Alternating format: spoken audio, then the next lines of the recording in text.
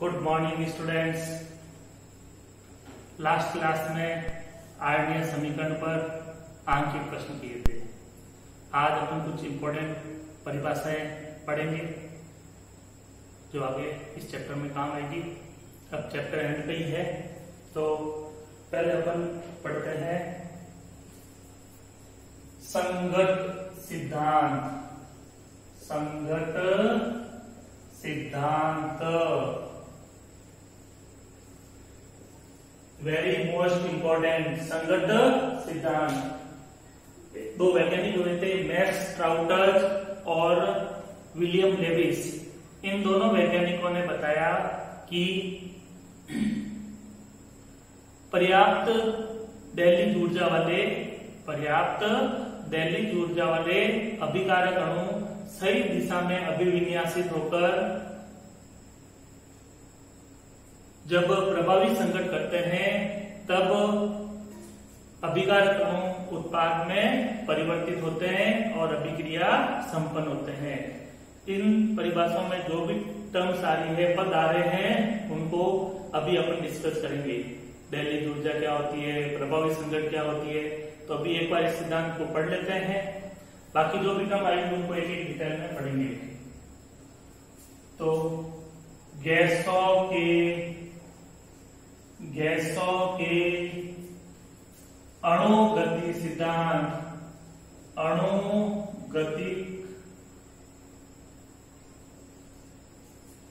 सिद्धांत के आधार पर पढ़ा अपन ने इंटर क्लास में गैसों का अणुगति सिद्धांत फिजिक्स और केमिस्ट्री दोनों में था। सिद्धांत के आधार पर वैज्ञानिक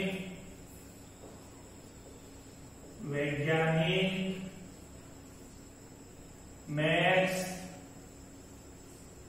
ट्राउटर्स तथा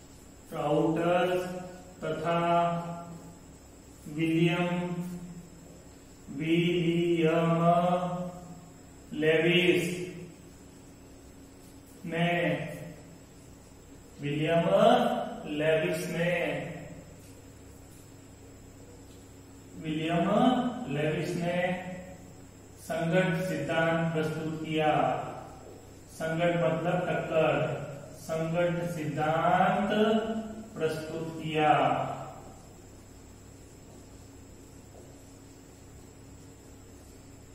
गैसों के अणुगतिक सिद्धांत के आधार पर वैज्ञानिक मैक्स ट्राउटर तथा विलियम लेविस ने संगत सिद्धांत प्रस्तुत किया।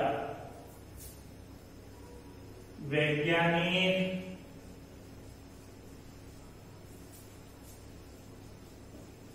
ट्राउटर तथा लेविस के अनुसार, शॉर्ट में नाम दिया वैज्ञानिक ट्राउटर्स तथा लेविस के अनुसार पर्याप्त दहलीज ऊर्जा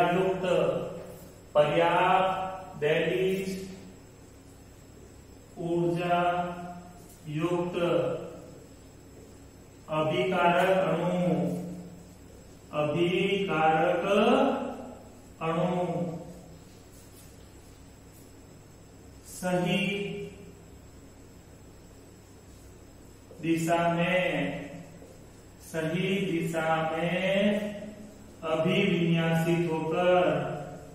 अभिविन्यासित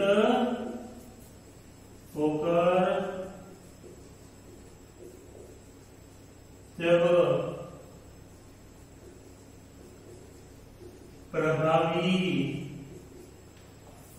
सही दिशा में अभिविन्यासित होकर जब प्रभावी संगत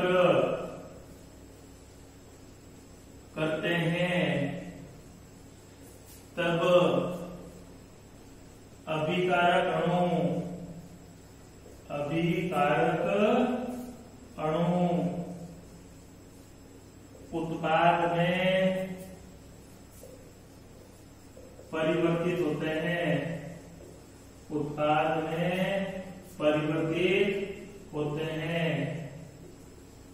तथा अभिक्रिया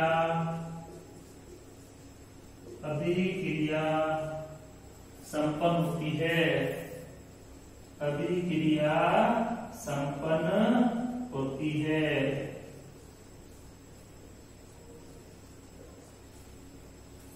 वैज्ञानिक ट्राउटज और लेविस के अनुसार पर्याप्त दैनिक ऊर्जा युक्त अभिकारक अणु सही दिशा में अभिविन्यासित होकर जब प्रभावी संघट करते हैं तब अभिकारक अणु उत्पाद में परिवर्तित होते हैं और अभिक्रिया संपन्न होती है। ये कहलाता है संघट सिद्धांत। ठीक है, याद रह जाएगा। तो क्वेश्चन बनता है संघट सिद्धांत को लिखिए, संघट सिद्धांत को लिखिए। अब आते हैं, अपन बात करते हैं, अभी हालांकि एक टॉपिक अपन पढ़ेंगे, शॉर्टली मैं बता देता हूँ। दैनिक ऊर्जा वह ऊर्जा होती है जिसे पाकर अभिकारक अणु उत्पाद में बदल जाता है। सही दिशा में अभिविन्यासित होने चाहिए, अणु सही दिशा में आकर टक्कर करते हैं तब वो अभिकारक अणु जो है वो उत्पाद में परिवर्तित होते हैं और अभिकारक उत्पाद में बदलता है तभी अभिक्रिया संपन्न होती है। क्लियर? इंपॉर्टेंट चीजें हैं, आज जो भी पढ़ रहे हैं सारी इंपॉर्टेंट चीजें हैं, इनको अच्छे से याद कीजिएगा। क्लियर? बढ़ते हैं आगे। तो अपन यहाँ पे क्या करते हैं, वर्ड आया दैनिक ऊर्जा। तो दैनिक ऊर्जा के बारे में अपन डिस्कस कर लेते हैं।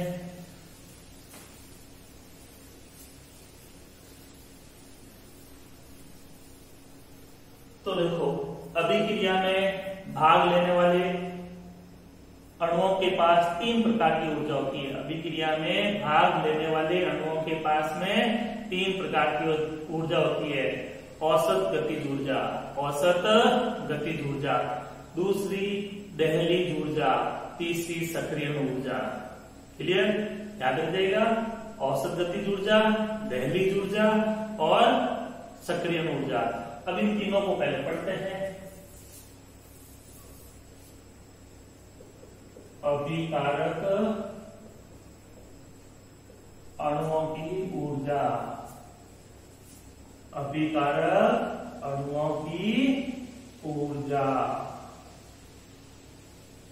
इसमें पहली ऊर्जा लेते हैं अपन औसत गतिज ऊर्जा, औसत गतिज ऊर्जा।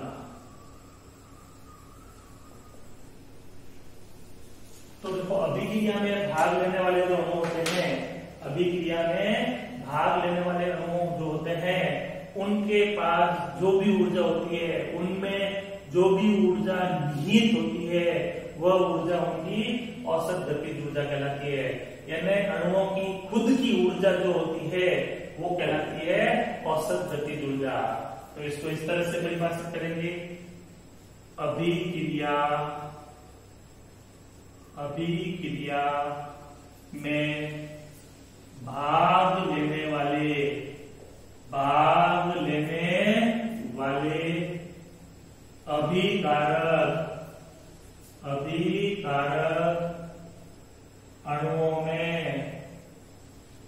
अभिकारक अणुओं में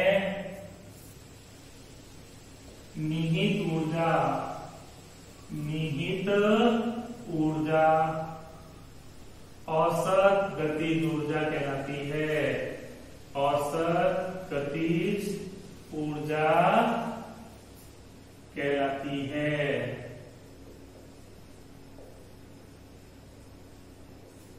अभिक्रिया में भाग लेने वाले अभिकारक अणुओं में निहित ऊर्जा औसत गतिज ऊर्जा कहलाती है। अभिकारक अणुओं की खुद की जो ऊर्जा होती है वह औसत गतिज ऊर्जा कहलाती है।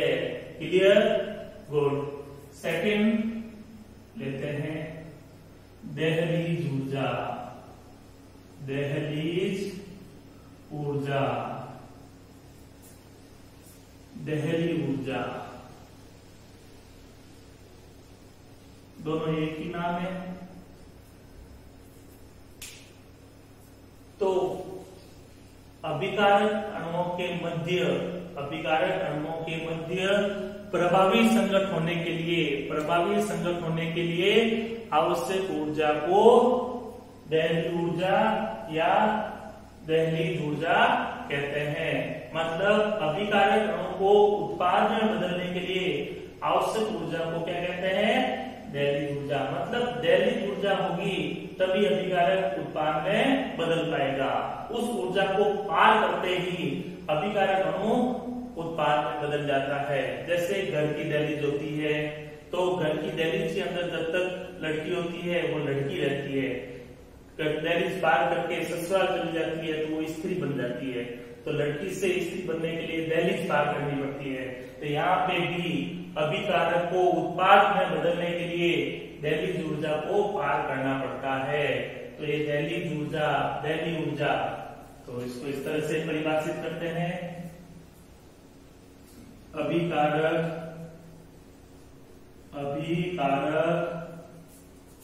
अणुओं के मध्य प्रभावी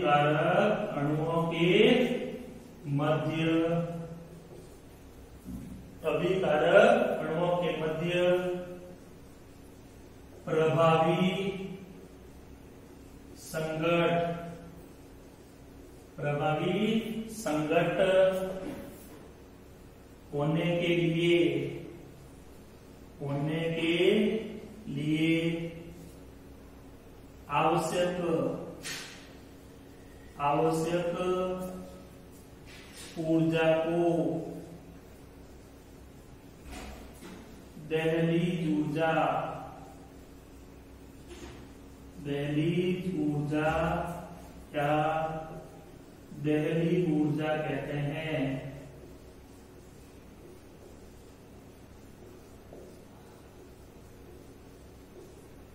अभिकारक अणुओं के मध्य प्रभावी संगत होने के लिए आवश्यक ऊर्जा को दहलीज ऊर्जा या दहलीज ऊर्जा कहते हैं। अन्य शब्दों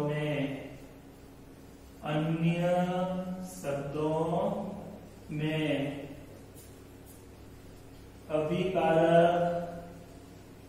अभिकारक अणुओं को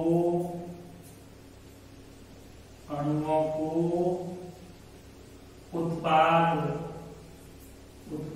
में बदलने के लिए आवश्यक ऊर्जा को दहलीज ऊर्जा या दहलीज ऊर्जा कहते हैं।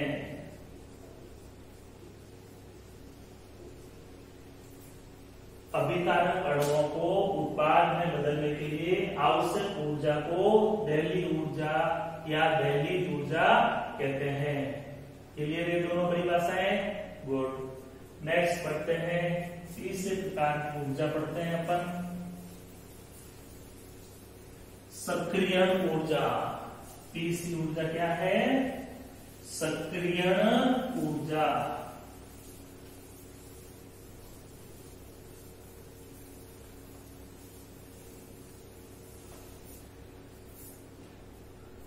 तीसरी ऊर्जा लेते हैं अपन सक्रियण ऊर्जा।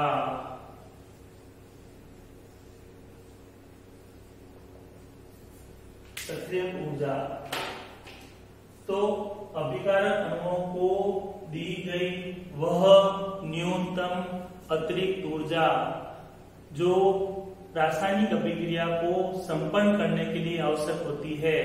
यानी औसत गतिज ऊर्जा वाला अणु उत्पाद में नहीं बदल सकता है। उत्पाद में बदलने के लिए दहलीज ऊर्जा होनी चाहिए। अब औसत गतिज ऊर्जा यहाँ, दहलीज ऊर्जा यहाँ, ये बीच का अंतर पूरा करने के लिए इस अणु को एक्स्ट्रा एनर्जी देनी पड़ती है।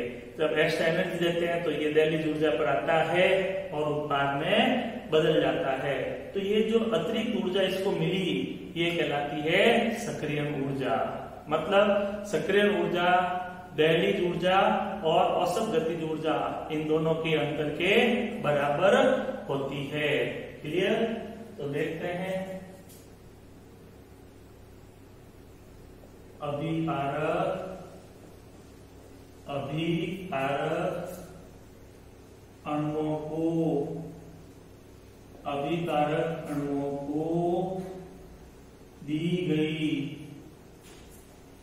अभिकारक अणुओं को दी गई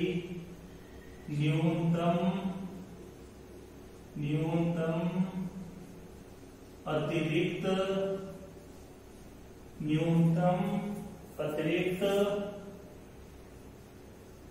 ऊर्जा जो रासायनिक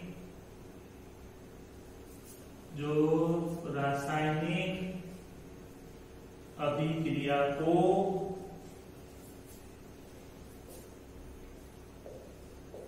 संपन्न करने के लिए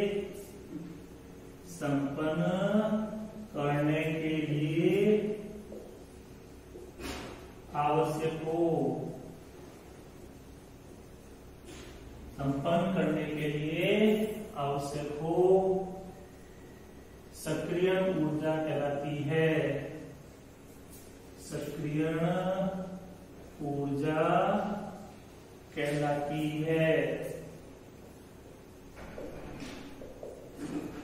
अभिकारक अणुओं को दी गई न्यूनतम अतिरिक्त ऊर्जा जो रासायनिक अभिक्रिया को संपन्न करने के लिए आवश्यक होती है सक्रिय ऊर्जा कहलाती है। आयनीय समीकरण में डेरिवेशन में ये लिखा था, तो लिख देता हूं मैं। इसे EA से प्रदर्शित करते हैं।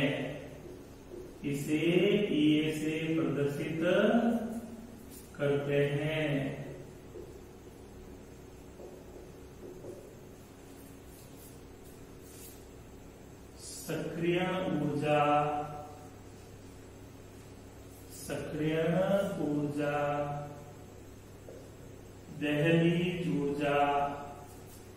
दहलीज ऊर्जा व औसत गतिज ऊर्जा के अंतर के बराबर होती है।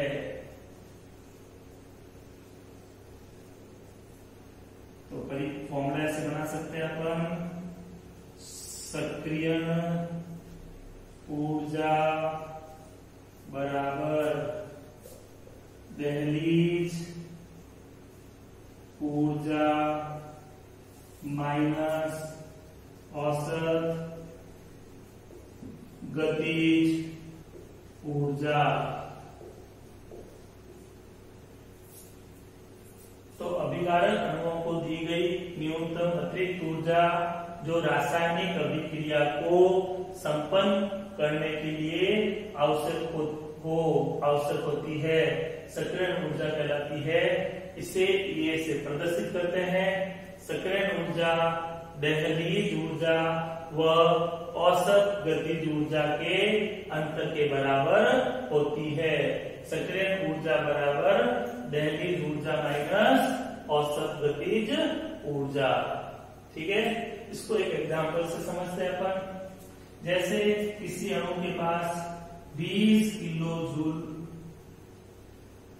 ऊर्जा है, ये 20 किलो जूल ऊर्जा है और इसको उत्पाद में बदलने के लिए 100 किलो जूल मोल की आवश्यकता है। यानी 100 किलो जूल ऊर्जा होगी तब ये उत्पाद में परिवर्तित होगा। अब 20 वाला 100 में परिवर्तित नहीं हो सकता है, तो ये अलग से 80 किलो जूल ऊर्जा क्या करेगा, इसको देनी पड़ेगी। जब 80 इसको मिलेगी, 80 से ज्यादा इसको मिलेगी, तब ये 100 बनेगा और 100 बनते ये उत्पाद में परिवर्तित होगा। तो ये ऊर्जा तो ही औसत गतिज ऊर्जा। यहाँ पे अनुपात बदलते हैं तो ये दहलीज ऊर्जा, और ये हो गई आपकी सक्रियण ऊर्जा। क्लियर? कोई समस्या इसमें? ठीक है। तो ये अभिकारक अणुओं में 3 प्रकार की ऊर्जाएं पाई जाती है। इसमें ये परिभाषा इंपॉर्टेंट है, पूछी जा सकती है आपको, अच्छे से इनको याद कीजिएगा।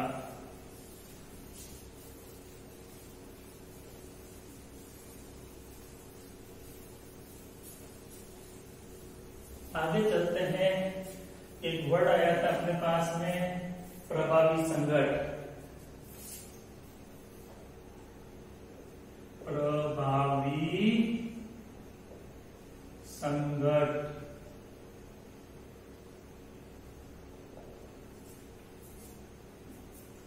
रोड पे अक्सर अपन देखते हैं एक्सीडेंट होता है। एक कार बाइक वाले को एक कॉर्नर से टक्कर मारती है, बाइक वाला नीचे गिर जाता है, उसकी हड्डी टूट जाती है। ये कार है, इस कार ने सिर्फ यहां से बाइक वाले के साथ में टक्कर की, तो ये बाइक वाला गिर जाएगा और ज्यादा क्या हुआ, हाथ टूट गया या पैर टूट गया। तो केमिस्ट्री इसको प्रभावी संघट नहीं कहती है, प्रभावी टक्कर नहीं कहती है। लेकिन अगर ये इसकी सीध में आता है और टक्कर होती है, टक्कर होते आदमी की मृत्यु हो जाती है, मतलब ये व्यक्ति टक्कर होते किसमें चेंज हो जाता है, शव में चेंज हो जाता है, लाश में चेंज हो जाता है। तो ऐसी टक्कर जो जिसमें आदमी लाश में चेंज हो जाता है, ये कहलाती है प्रभावी संघट। क्या कहलाती है? प्रभावी संघट। खाली हाथ पैर टूट गया, चोट लग गई, वो प्रभावी संघट नहीं है। केमिस्ट्री उसको टक्कर या संघट नहीं मानती है। तो यहाँ अपन एक एग्जाम्पल लिया, तो केमिस्ट्री की भाषा में क्या कहेंगे? ऐसी संघट जो अभिकारक अणुओं को उत्पाद में बदलने में सक्षम होती है। ऐसी संघट जो अभिकारक को उत्पाद में बदल देती है, ऐसी संघट को अपन क्या कहेंगे? प्रभावी संघट कहेंगे। और ऐसी संघट जो अभिकारक को उत्पाद में परिवर्तित नहीं करती है, वह उत्पाद में नहीं बदलेगा, ऐसी संघट प्रभावी संघट नहीं होती है। तो इसकी परिभाषा ऐसे लिखते हैं अपन,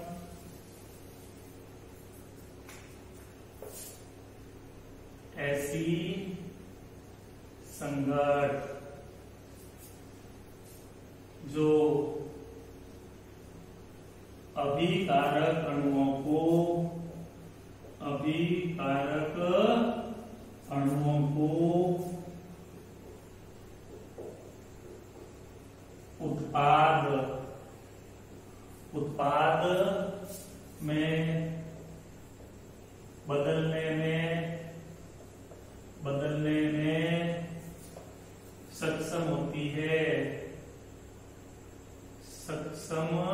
में बदलने में सक्षम होती है,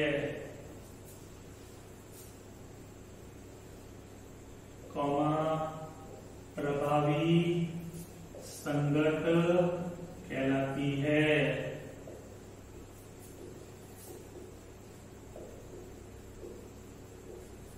ऐसी संघट जो अभिकारक अणुओं को उत्पाद में बदलने में सक्षम होती है, प्रभावी संघट कहलाती है।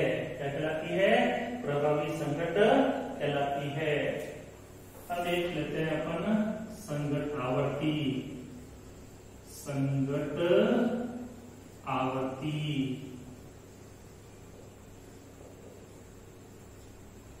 अभिकारक अणुओं को मिला दिया तो वो कहलाता है अभिक्रिया मिश्रण। अभिक्रिया मिश्रण के इकाई आयतन में प्रति सेकंड संपन्न होने वाली टक्करों की संख्या को संघट आवर्ती कहते हैं। एकांक आयतन में प्रति सेकंड में कितनी टक्करें होती है, वो संघट आवर्ती कहलाती है। अभिक्रिया मिश्रण, अभिक्रिया मिश्रण की इकाई आयतन में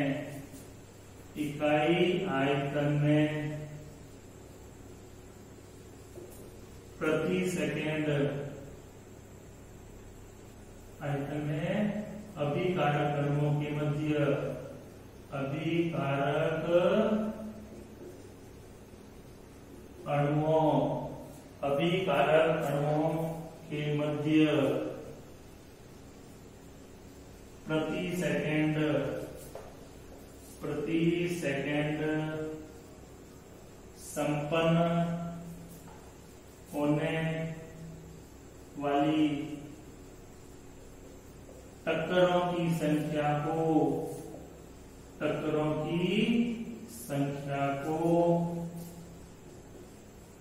संघट्ट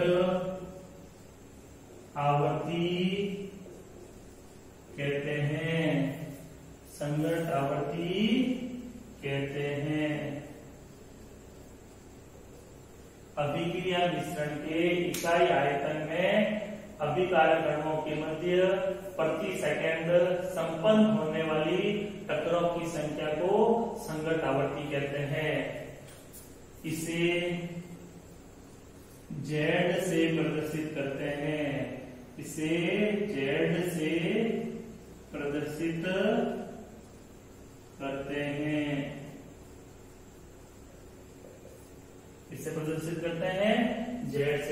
करते हैं। इसी के रिलेटेड एक छोटी सी परिभाषा और आती है, प्रभावी संघट्ट का अंश। प्रभावी संघट्ट का अंश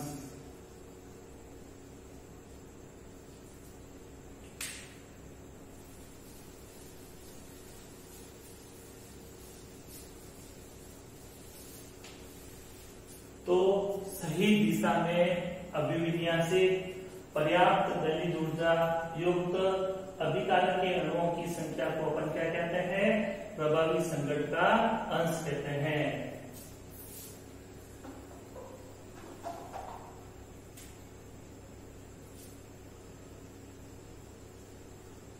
सही दिशा में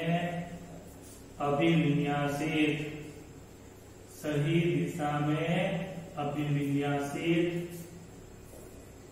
पर्याप्त दहलीज ऊर्जा युक्त पर्याप्त दहलीज ऊर्जा युक्त अभिकारक अणुओं की संख्या को प्रभावी संघट्ट का अंश कहते हैं। सही दिशा में अभिविन्यासित पर्याप्त दहलीज ऊर्जा युक्त अभिकारक अणुओं की संख्या को प्रभावी संघट्ट का अंश कहते हैं। क्लियर? इसे स्मॉल f से प्रदर्शित करते हैं।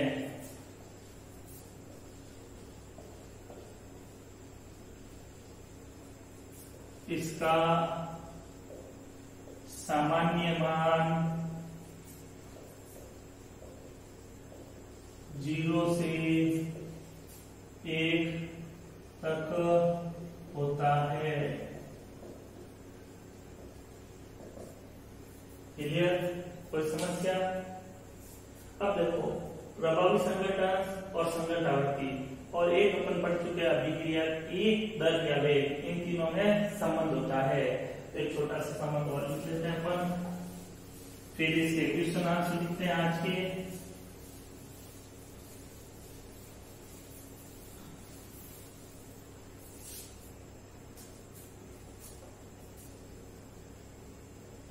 अभिक्रिया की दर अभिक्रिया की दर, वेग, प्रभावी संघट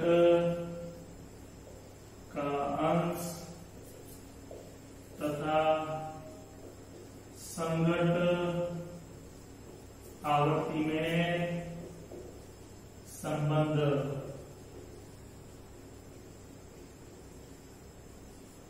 तीन चीजों में संबंध देखेंगे, अभिक्रिया की दर, प्रभावी संघट के अंश और संघट आवर्ती में संबंध देखेंगे। तो यहाँ पे ऐसा संबंध होता है, डेरिवेशन है नहीं, डायरेक्ट याद रखेंगे।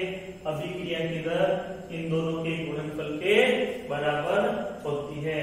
तो लिख देता हूं मैं, अभिक्रिया की दर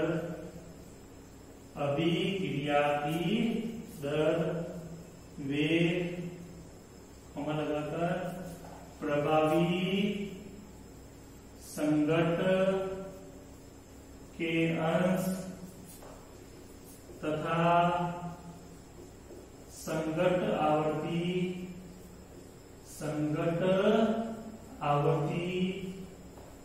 के गुणनफल के बराबर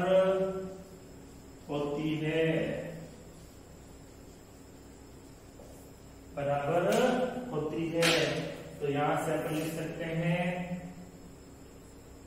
अभिक्रिया का वेग, अभिक्रिया की दर बराबर प्रभावी संघट का अंश इंटू संघट आवर्ती। तो dx बटा dt बराबर f इंटू जेड। कोई समस्या इसमें याद रखेंगे। तो आज के क्वेश्चंस लिख लेते हैं, मैं ऑलरेडी बोल देता हूं, आप लिखिए। पहला आज का क्वेश्चन बनता है, संघट सिद्धांत को लिखिए या संघट सिद्धांत को समझाइए। दूसरा क्वेश्चन बनता है, औसत गतिज ऊर्जा किसे कहते हैं, औसत गतिज ऊर्जा किसे कहते हैं। तीसरा क्वेश्चन, दहलीज ऊर्जा किसे कहते हैं, दहलीज ऊर्जा किसे कहते हैं या दहलीज ऊर्जा की परिभाषा लिखिए। नेक्स्ट क्वेश्चन, सक्रियण ऊर्जा किसे कहते हैं या सक्रियण ऊर्जा को परिभाषित कीजिए, सक्रियण ऊर्जा किसे कहते हैं या सक्रियण ऊर्जा को परिभाषित कीजिए। नेक्स्ट क्वेश्चन, सक्रियण ऊर्जा, दहलीज ऊर्जा और औसत गतिज ऊर्जा में क्या संबंध होता है। सक्रियण ऊर्जा, दहलीज ऊर्जा और औसत गतिज ऊर्जा में क्या संबंध होता है। नेक्स्ट क्वेश्चन आता है यहाँ पे, संघट आवर्ती किसे कहते हैं, संघट आवर्ती किसे कहते हैं, संघट आवर्ती को परिभाषित कीजिए। नेक्स्ट क्वेश्चन, प्रभावी संघट के अंश को परिभाषित कीजिए, प्रभावी संघट के अंश को परिभाषित कीजिए। एंड लास्ट क्वेश्चन बनता है ये, अभिक्रिया की दर, प्रभावी संघट के अंश और संघट आवर्ती में संबंध लिखिए। क्लियर। तो आज ये थ्योरी का पोर्शन था, सारा ये चीजें इंपॉर्टेंट है, अच्छे से इनको याद कीजिएगा। इससे आगे अपन कल चलेंगे, कल पढ़ेंगे। इसी में थोड़ी सी थ्योरी और है, अब ये चैप्टर एंड की तरफ है। Thank you for watching video.